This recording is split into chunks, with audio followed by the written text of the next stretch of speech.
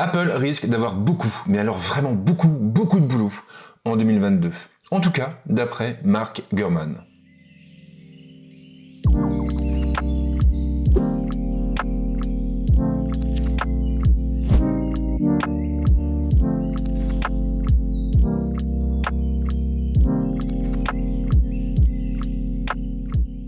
Alors je le répète assez souvent et globalement à chaque fois que je réalise une vidéo portant sur un produit Apple, mais la marque à la pomme est entrée l'année dernière dans une nouvelle phase de son histoire. Elle a en effet amorcé un changement de taille, à savoir l'abandon des puces Intel au profit de ses propres socs, l'Apple Silicon. Et justement, après avoir présenté la puce M1, une puce qui se focalisait davantage sur des produits grand public, eh bien l'entreprise a remis le couvert en septembre dernier en dévoilant deux nouveaux socs, le M1 Pro et le M1 Max. Deux puces beaucoup plus puissantes et qui sont taillées pour des usages professionnels. Et justement, si on en croit la toute dernière édition de la newsletter de Mark Gurman, alors l'année 2022 s'annonce elle aussi très chargée.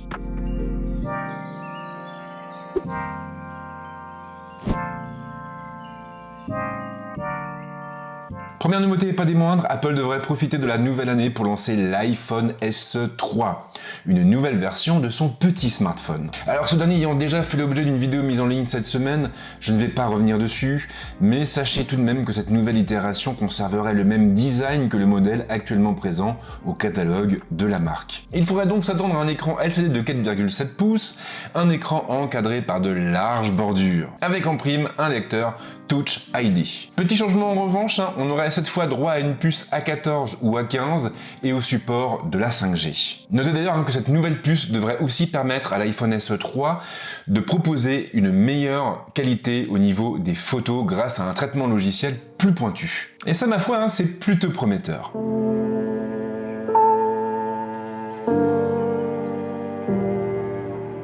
Alors sans grande surprise, c'est en septembre prochain que nous devrions voir débarquer les iPhone 14. Cette année encore, 4 modèles seraient prévus au programme, mais attention, car la version mini disparaîtrait au profit d'un iPhone 14 Max. Et donc d'un iPhone 14 au format XXL et reprenant à peu de choses près la même diagonale que l'iPhone 14 Pro Max. On aurait donc un smartphone qui tournerait autour des 6,7 pouces. Alors après, j'avoue être assez désappointé par la possible disparition de l'iPhone mini, un modèle que j'aimais vraiment beaucoup. Mais voilà, on sait qu'aujourd'hui ce n'est pas le modèle qui se vend le plus et on sait que de plus en plus de gens aiment les grandes diagonales et un iPhone 14 Max permettrait à Apple de séduire davantage d'utilisateurs. Parce que sur le plan tarifaire, lorsque vous voulez un iPhone avec une grande diagonale, eh bien vous devez fatalement vous orienter vers le modèle Pro Max qui est proposé à partir de 1160 € dans ces eaux-là. Donc forcément, ce n'est pas un prix qui fait pour tout le monde et on comprend donc tout l'intérêt qu'Apple aurait à lancer l'iPhone 14 Max.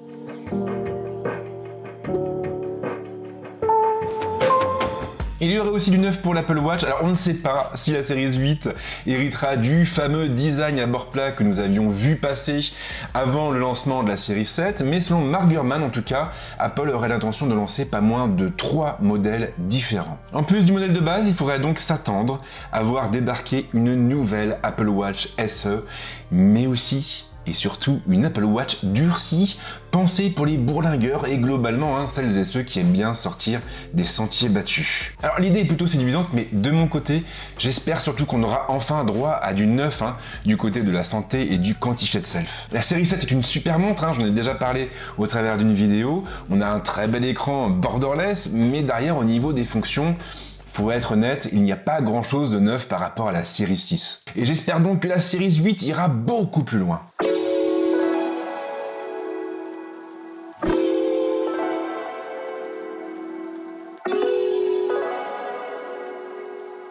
L'iMac est une machine fantastique et le dernier modèle a séduit pas mal de monde. Mais voilà, si ce dernier a beaucoup de style, il manque un peu de puissance et de nombreux pros attendent donc avec impatience le lancement d'un nouveau tout-en-un plus puissant et accessoirement qui exploiterait le M1 Pro ou même le M1 Max. Et ce serait justement prévu en 2022. Apple aura en effet l'intention de compléter sa gamme avec de nouveaux modèles plus puissants. Toute la question étant bien entendu si ces derniers reprendront le même look que les modèles actuels ou s'ils proposeront un tout nouveau design. Il y a aussi des questions à se poser au niveau de l'écran. L'iPad Pro dernière génération de 12,9 pouces embarque un écran mini LED, et c'est la même chose pour le MacBook Pro, ou plutôt pour les MacBook Pro 14 et 16 pouces. Et forcément, l'un dans l'autre, il serait logique que le futur iMac Pro ou pas propose exactement la même technologie. Et en toute franchise, l'idée d'un iMac proposant un écran aussi fin, aussi précis, aussi agréable que celui du MacBook Pro, eh bien c'est une idée plutôt séduisante. Surtout si derrière on a en plus droit à une puce offrant un niveau de puissance similaire à celui du M1 Pro ou du M1 Max.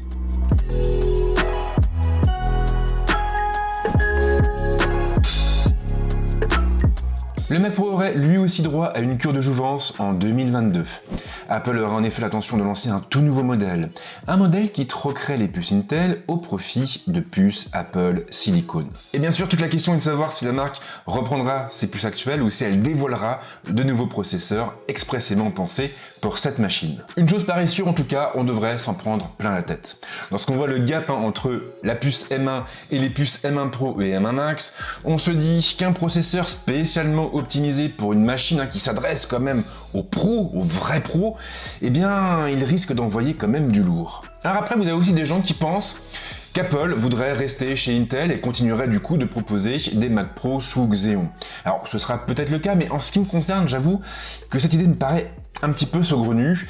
Quelque part, ce serait un aveu de faiblesse de la part d'Apple. D'autant que derrière, avec Rosetta 2, on a quand même la possibilité d'émuler la plateforme Intel et de faire tourner la plupart des applications du marché, y compris des applications qui habituellement sont vraiment tournées vers les pros.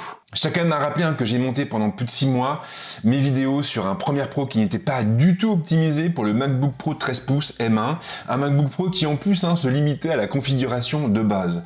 Et ça m'a pas empêché de bosser. Donc aujourd'hui, maintenir du Xeon au catalogue, pour moi, ça ne présente pas vraiment d'intérêt.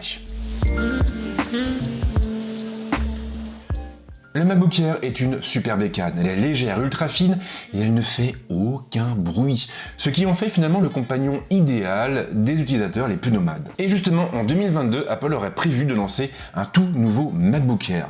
Un MacBook Air qui serait doté d'un nouveau design et surtout d'une nouvelle puce baptisée, je vous le donne en mille, M2. Une puce que l'on devrait également retrouver à bord des futurs Mac Mini et MacBook Pro d'entrée de gamme.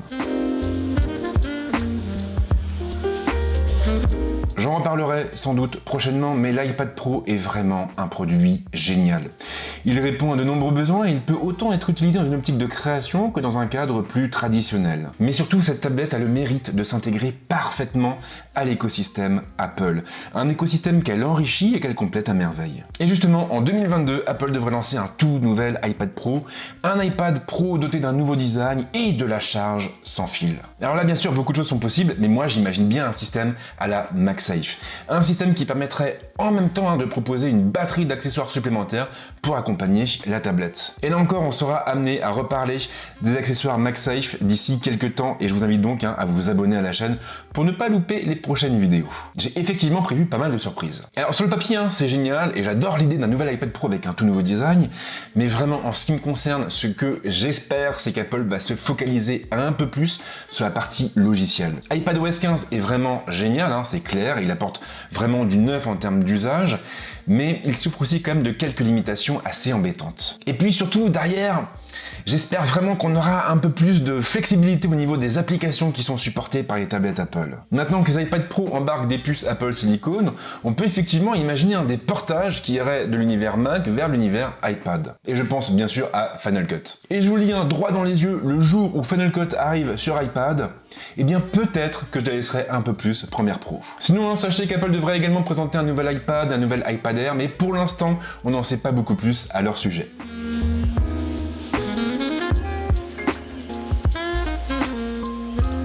Alors pour l'instant, on a surtout parlé renouvellement de produits, mais Apple n'aurait pas que ça en stock et normalement, en 2022, nous devrions également voir débarquer un nouveau produit. Un produit inédit et dont on parle depuis longtemps.